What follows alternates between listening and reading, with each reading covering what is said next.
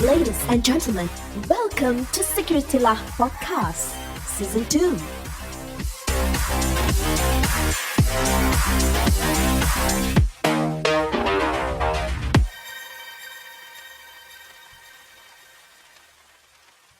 So the banks can't detect, they can't track, and then they can't No, they can notify track. users.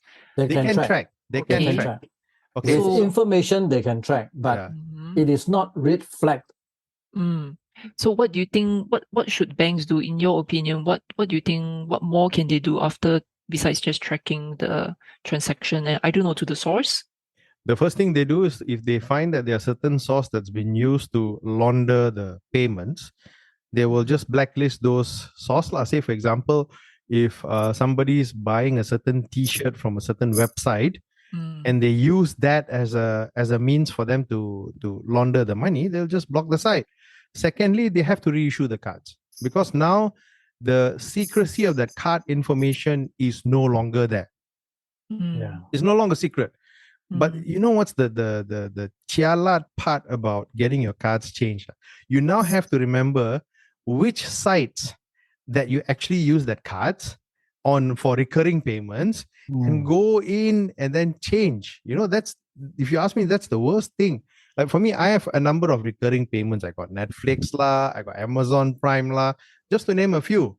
And you know, I recently Thank changed goodness my I card. don't use online services like you do, Doc.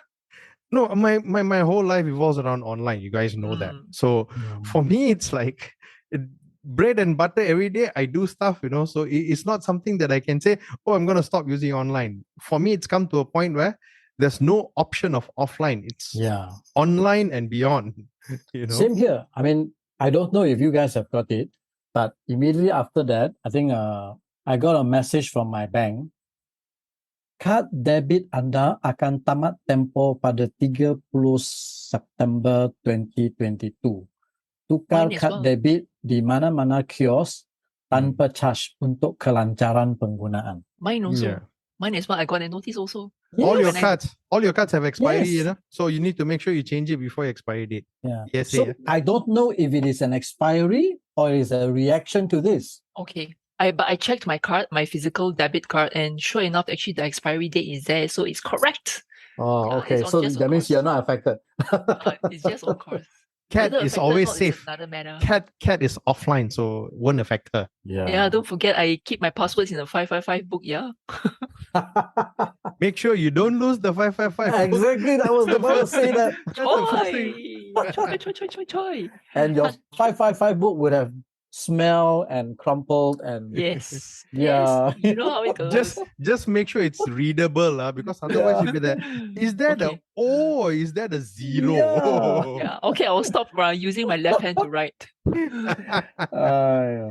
And then just a couple of days after that, there was another incident, also in the same field, Kipple Pay. Oh yeah, I heard a little bit about that. Do Yes. you have any details about that, Sky? Yeah, it's the same payment gateway, but they are a smaller player, I suppose. All right. They were saying that they had a breach, and they came forward. But again, the marketing staff of reporting lah, you know. So what happened was they issued a press statement, and they say that they have begun notifying affected cardholders and advising them to come forward, and their card will be replaced free of charge. Yep. I'm looking at the notice right now, and sure enough, the standard mandatory phrase is there. We take a serious view on our security and compliance measures in line with BNM's policies, directives, and requisite security standards. See, Yeah. Cat, you monitor that phrase, It will appear everywhere, right? You will get the latest breach notification. You don't even have to subscribe. You don't have to find the websites. You just put that in your Google News feed. I tell you, you will Yeah, get it. You I know. bet. I bet. Mm. So the joke is is they are saying it in such a way that it is iPay88's fault. This last paragraph, of course, it's not just Keeper Pay users who are affected by the iPay88 breach. Oh yeah. Yes, I'm reading that line too. Your bank may be or might already have contacted you over your card data being potentially compromised. Oh, burn, man, burn. Yeah. Burn. What boy? So This it's like, hey, one, not my fault, right? The guy's the other fellow. oh, burn, man. Wow, this one really hanging out to dry already, no? Yeah. See, this fella. So Walao, eh. now, can you imagine if any of the breaches on those Visa cards and all that, they can just turn around and say, hey, in line with the previous breach. That man. is so bad, man. That's so Yeah. bad. I think this one is under the belt. Yeah. And I don't know, someone was mooting the idea of establishing a royal commission of Yes, inquiry on our this. PM. I'm like, ayo, please lah. Poor guy, I mean, we I have mean- we have so many calls for RCI now, and I'm like, I really don't know where this is going to. If you ask me, the most effective thing the government could do today is to actually enact or make a modification to an existing law to make cybersecurity reporting mandatory. And they could look at, for example, SEC Yes. filings as a model for them to say that, this is what it is, Mm. And if you ask me, that will go a long way than just say, we were going to do an inquiry. Yeah, either your site got hacked, your guys got phished or something. Fine. It's not going to change anything. The data is leaked. Now Yeah. you're left with this mess to handle, which is what all the banks and everyone else around the ecosystem has to handle. Fine. We understand that. So now the important thing is, if you really want to do or make a difference, enact a law, make it Yeah. mandatory for all I agree. companies. All companies, you must report a breach. And it's not just personal data. It can be credit card information, can be anything. If your organization gets breached, you should at any point inform the public to say, yes, we have been breached. And this is what I expect. The least you should say is, what is the breach about? Mm. You don't have to go into technical details, right? And the thing is I can tell you very confidently, iPay88 or any organizations will never ever publish a detailed information about what their breach is, what they learn, what the IOCs are, who the attackers. I can bet you that's never going to happen because it's Malaysia, it's Asia. We never like to say these kind of things until and unless it's made mandatory. So the best thing you could do right now, if you really want to remedy the situation, is to enact a law to say that if you had a security incident, you are required to disclose. These are the parameters you should be disclosing. And upon the completion of the incident, you need to publish a final report. I love how Singapore does it. For example, the IHS breach. They were completely transparent about it. Yeah. Completely transparent about it. And there were a lot of things that you could pick up from that report and say, oh, these are the lessons learned. And these are the things I can implement in my organization to improve my security posture. Yeah. And if you ask me, Totally agree. that helped a lot. That made a difference.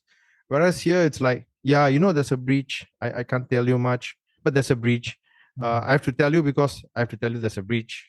That's I'm not sure where the value in that, but okay. The key thing, like you mentioned about Singapore, Thailand just enacted their law, PDPA law, and within the PDPA law, there is actually a clause that says a cyber breach must be reported within 72 hours.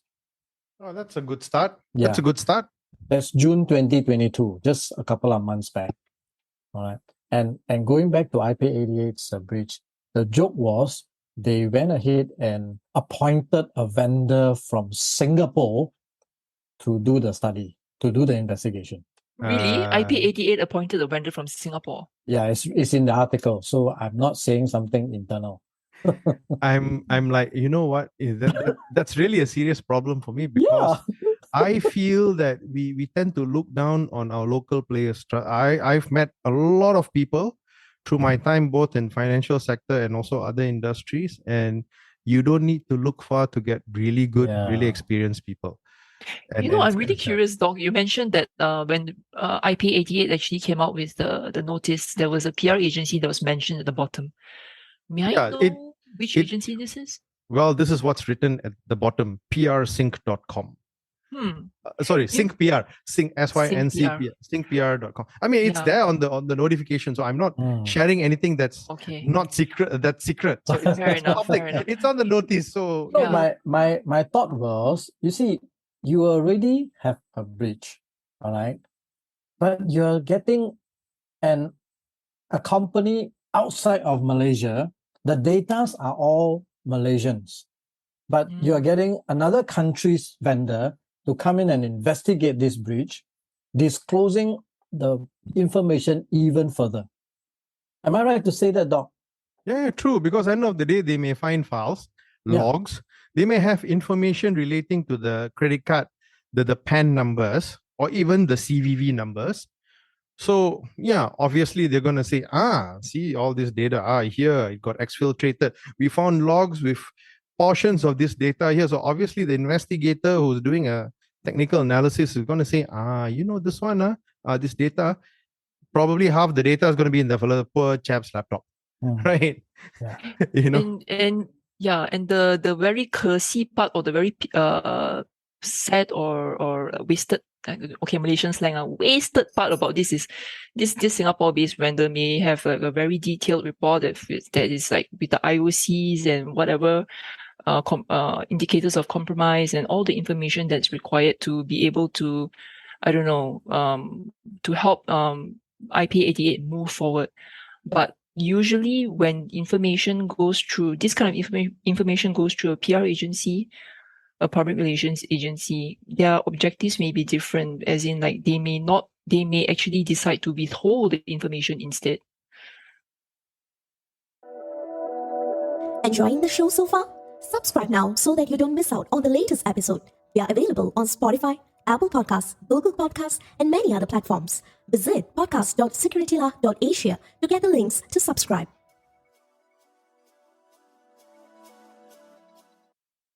Absolutely right. Because their focus is their focus is save face.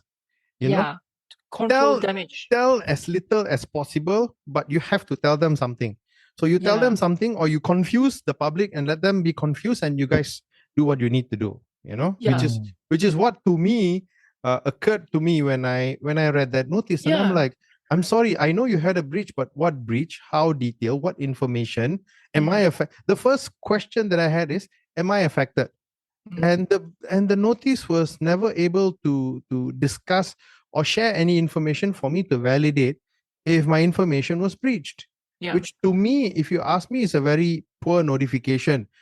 Minding the fact that it's released 3 months after the incident. Yes. If you had released that notice, say 1 week or 2 weeks after, we are still investigating, we may have a potential breach, we will get back to you, that's a different story. Yeah. Because then I can say that, you're still investigating. Fine lah, you take your time, investigate, then you come back to me lah. So at least I know, this was one thing I need to follow up. Here you had 3 months and you had nothing to account for, means either the vendor you got from Singapore or wherever country, in Hokkien we say hao xiao lah, Yeah. So unfortunately, so I don't know what to say, So the industry is like this, right? So, and I've had the privilege of working with esteemed colleagues in the PR industry. They do their best. I mean, they're well-meaning and they've got good intentions, right? But at the end of the day, you have to think about also, it's more than you want to control the damage, fine. You want to damage control, fine. But it has to have there has to be information that people can act on upon as well. So just saying that there's a breach and then repeating the word breach 5 times is not going to cut it. I like how you mentioned repeating the word breach 5 times. Yeah. It's like a sacred mantra, there's a breach. The example you gave. There's a breach. I tell you, there's a breach. Sure got breach. It's like, hello, I get the point. and hear this. He says here, CISA's investigation is still ongoing. it's still ongoing. It's like now I announce it. I know about it like 4 months ago, but the investigation is still ongoing, and we'll inform you all the results when it is done. Yeah, so that's So Yeah. I think in even if we were to conclude, at this point, I think I agree with Doc. The only way forward, frankly speaking, we tell people, you must assume breach. So having a breach is no big thing, but how do you come back from it? How do you Yeah. admit and move forward? Yes. And share the experience so that the rest can learn is very key. Yeah. And the only way now is you must enact that law so that everyone will need to report a breach Mm. with the proper Facilitate the guidelines. Yeah. absolutely. Facilitate the bounce back, man. Yeah. So the idea is we know breach is inevitable. Like what you said, Sky. Perfectly Yeah. took the words out of my mouth, Important thing is how do you come back? What is it that you are going to do differently Mm. to prepare yourself? Not just for the next breach, but maybe to prevent. What are the lessons learned? And how could you share this information? Remember in one of our previous episodes, Sky, we're talking about sharing information. Yeah. How are you going to put it out so that you can help everyone else secure business? Because it has to start from somewhere. If you're going to say, I'm not going to be the first, I'm going to wait for someone to do it, nobody's going to do it. Yeah. He has to start somewhere and at least take the first step and say, this is what we are seeing. Guys, ladies, girls, whomever, please take note, and use this to secure your environment. And that's how we help each other. Because So otherwise, I'm not sure if this is going to be able to go out, but I would like to send a shout out to Tan Sri Anwar Musa, who is the Minister of MCMC, and the Personal Data Protection Department. It's about time we enact a law to protect the users. definitely, man, long Yeah. overdue. Long overdue. Okay, so what you guys do is like is alien to me, right? Because I'm from a different industry. But I remember some years ago when there was actually a local automaker in this company that was also involved in something similar. So when I actually spoke to some people about it, they were sharing best practices about how there should be what crisis management, and then not just the management of the crisis, but also the communication of the crisis. And then part of the whole plan also had to include something called business continuity. So when I saw that notice from iPay88, it was like, that's it. Was there anything else that was going on in the behind the scenes? Do you guys have any information about whether there was any of this implemented? I'm very sure they would have been contacted by their clearinghouse banks and also regulator, because this is a regulated industry. I'm not sure how far it goes, because usually in a breach like in such, even PCI DSS, the council may get involved. So they may want to know what actually happened, why it happened, because what they do is through breaches, they identify what the issues are, and then they strengthen the PCI DSS requirements. So maybe in the next version of PCI DSS, you might see some additional controls, which may actually relate to what happened in iPay88. So why was it that they were breached? What was the issue? And the question will always be, is that did they take adequate steps to secure their environment? So if they have, good, they must be able to show that by identifying how the breach happened. If they didn't, then they need to identify what was their gaps and they have to fix it. So for example, classic example would be Target in the US when they were breached and their credit card information stolen. It was identified that it was done through an insecure Wi-Fi that had access to a payment system. So one of the requirements is you shall not have insecure Wi-Fi as part of your PCI DSS standards. So that way you are actually closing the gaps as you find more breaches. And obviously Bank Negara Malaysia, which is the central bank for Malaysia, will also issue a requirement to maybe all the payment gateways or the banks to say, okay, we have identified this. We are issuing a new circular. Please make sure you meet compliance. Let me read this to you, Doc. Meanwhile, BNM Governor, BNM Governor Tan Sri Nor Shamsia said that the central bank was only made aware of the breach in late July, adding that iPay88 is not technically supervised by BNM. Yeah, payment gateways are not, because payment gateways rely on banks. Then who? Who So supervises them? technically nobody lah for the time being. There's a Oh gap. my goodness. They are, see, you have to treat them like an e-commerce site or anyone else, because they don't hold a banking license. Payment gateway today, you can start your own Sky Pay and become a Hey, payment sounds gateway. nice, man. SkyPay, Yeah. Like Sky not TV. bad. So you can start your SkyPay and you can become a payment gateway. As long as you have a bank that clears your transaction, you can just route it to whichever bank you want. Because at the end of the day, the banks are the one that has the lease line to Visa and MasterCard and all that, and they'll be able to route. So technically what happens is SkyPay gets just say I make a payment through SkyPay. SkyPay gets my credit card payments. Just say, oh, the first 4 digits says must be Visa. So routes it through the bank to Visa. Visa says, oh, this one is from Bank Cap Ayam. Then routes that payment to Bank Cap Ayam. Then Bank Cap Ayam reverts back to SkyPay to say this payment is cleared. That's in a Oh. nutshell, very simply put, how the payment ecosystem works. But there will be a loophole then. I mean, in the entire payment transaction flow. True, but SkyPay will be governed by PCI DSS. Ah, The banks will audit SkyPay based on PCI DSS. So for them Then- to say that, oh, you're storing credit card information, or you must meet level 4 of PCI DSS, for example, right? Which means all stringent requirements. You the must 12 controls lah. all that. So they will make it mandatory for you to meet all those requirements. Then my So, question is, who made iPay88 pass PCI? uh, Oh my! not me. Not Not me. me. Not my customer. Not me. That Aiyo, much I can tell yo. you. That much I can tell you. Oh, Not so me. they have to be governed by PCI then. That's for sure. As a Okay. payment processor, you are definitely governed by PCI DSS. Mm. And the way it works is your clearing bank will ask you this question. So which one do you fall under? Or you're a payment processor? Okay, then you give me your PCI DSS checklist. Mm. Usually, no one goes and audit. Oh my goodness. From what I know, again, I may be wrong, but usually no one goes and audit. So which means that you give me the checklist, okay, I take it as is. Right? Because otherwise the banks are going to take a long time to onboard a customer.